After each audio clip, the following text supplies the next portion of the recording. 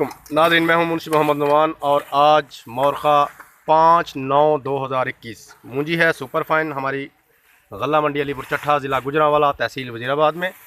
तो नाज़रीन, आज का जो रेट है इस मूंजी का 1435 रुपये, काफ़ी तेज़ी आई है आज। ये देखें, बेहतरीन ए कैटेगरी की मूंजी है और बहुत मजबूत और दाना है इसका।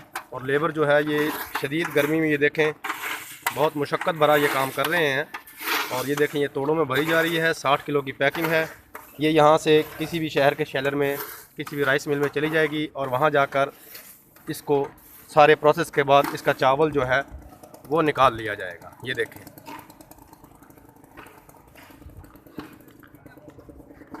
ये देखें नाज़रीन, और ये देखें,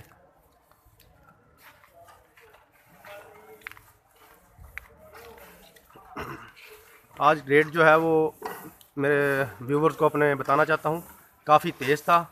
पहले तकरीबन 1311 रुपये तक परसों जो मूंजी गई थी, लेकिन आज अचानक काफ़ी इसमें तेज़ी आ चुकी है। तमाम ज़मींदार भाइयों के लिए ये बहुत बड़ी खुशखबरी है कि मूंजियों के जो रेट हैं वो आहिस्ता आहिस्ता तेज़ हो रहे हैं। ये देखें,